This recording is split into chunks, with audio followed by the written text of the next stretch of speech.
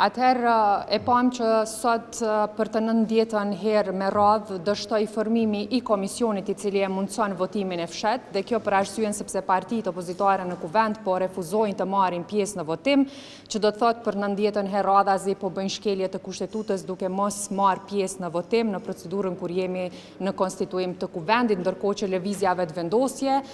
me gjithë deputetët e saj dhe shto këtu edhe disa deputet të partive pakic në kuvend,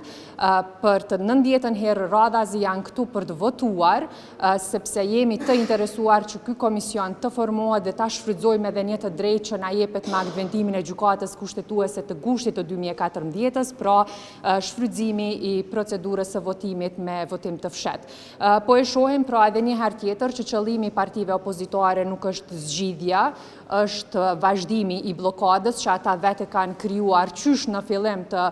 konstituimit, qysh në fillim të sagës së këtyre seancave të vazhdueshme, fillimisht duke refuzuar të votojnë në komisionin për verifikimin e mandateve, ndërkohë më pastaj duke refuzuar të marrin pjesë edhe në procedurat e tjera të votimit, qoftë ai i hapur dhe tash ky i fundit, pra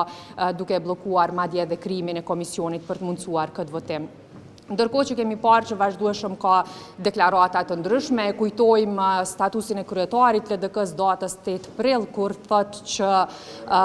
jemi pro konstituimit të kuvendit dhe nuk do të bëhemi pengesë për konstituimin e institucionit më të rëndësishëm në vend, ndërkohë që vazhdojnë për kaq shumë herë radhazi të jenë pikërisht pengesë për konstituimin e institucionit më të rëndësishëm në vend, ndërkohë që dëgjuam sot edhe deklarata të tilla që ne në asnjë mënyrë nuk e votojmë asnjë kandidat të vetëvendosjes, por nuk duam as të shkojmë në zgjedhje të reja, që do të thotë që është absurde dhe madje as vetë ata nuk po e dinë çfarë po duan dhe çfarë po veprojnë, por vetëm thjesht janë të sigurt që duan ta vazhdojnë bllokadën në kuvend dhe mundësisht ndonjë koalicion me ata me të cilët janë mësuar të qeverisin në të kaluarën, pra PDK-n e partitë e tjera politike. Lëvizja vetëvendosje është partia e parë fituese me 42% në zgjedhjet e 9 shkurtit, i kemi 48 mandate në kuvend dhe jemi këtu për të mundësuar konstituimin e kuvendit, të një kuvendi që nuk është vetëm i partisë fituese, pra në këtë rast i lëvizjes vetëvendosje, por që është i të gjithë deputetëve dhe gjitha partive politike që janë pjesë e kuvendit,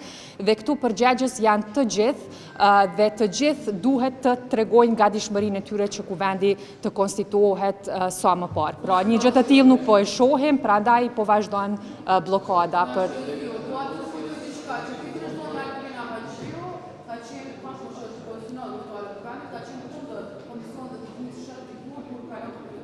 çka ka të bëj zonja Haxhiu këtu, sepse nuk jemi duke votuar për zonjën Haxhiu, jemi duke ngecur, jemi duke dështuar në votimin për krijimin e komisionit që e mundson votimin e fshet. Kështu që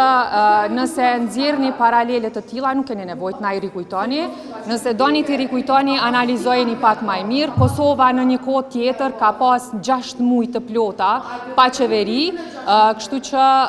lëvizja vetëvendosje asnjëherë s'ka qenë pengesë për krijimin e komisionit. Ne gjithmonë kemi marrë pjesë me votim, as për krijimin as për konstituim të kuvendit dhe më tutje. Kështu që më leni ta përsëriti, është e 90-a herë me radhë që po dështon votimi për krijimin e komisionit, nuk po dështon votimi për kryetaren e kuvendit zonën Albulin Haxhiu. Kështu që veç ta qartësojmë këtë gjë, mos ta bëjmë. Po.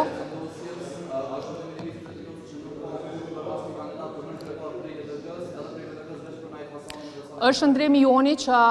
nuk do të votojmë asnjë emër tjetër për nënkryetar të kuvendit nga radhët e PDK-s për pas Najt Asanit dhe Sala Jasharit, ndërkohë që edhe ne kemi vendosur reciprocitet ndaj LDK-s dhe nuk e pranojmë asnjë propozim prej anës së tyre. Pra nëse po duam të hyjmë në këtë ciklin e dëshirave dhe ta zhndrojmë kuvendin në vend dëshirash dhe jo vend numrash siç do duhej të ishte, e këto parti nuk po e pranojnë të tillë, atëherë le të vendosim këto lloj kriteresh, pra meqense ata po kanë preferencë këta zgjedhim ne dhe ta propozojmë ne për kryetar të kuvendit, edhe ne po i themi preferencat e tona, pra Najt Asani dhe Sala Jashari janë pranueshëm, askush tjetër nga PDK për nënkryetar të kuvendit, ndërkohë që nga LDK në shenjë reciprociteti s'po pranojmë asnjë kandidat. Po, të lutem? Edhe unë besoj kam drejt me u përgjigj kujt du, edhe po tentoj me i dhonë hapësirë se cilit prej gazetarëve me bo pyetje. Tash nëse ideja është mja zonë hapësirën të tjerëve kolegë të tu, është tjetër gjë, po me gjitha të leta dëgjojmë. Po të lutem?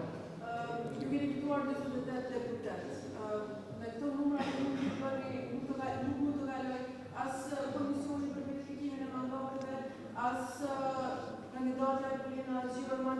është mënyra e votimit që mos të ndryshoj. A keni tentuar të Kush po thotë që nuk mund të ndryshojmë mënyra e votimit?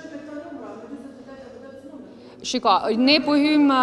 gati po hymë në javën e 5, prej kur do të presim një përgjigje prej gjykatës kushtetuese,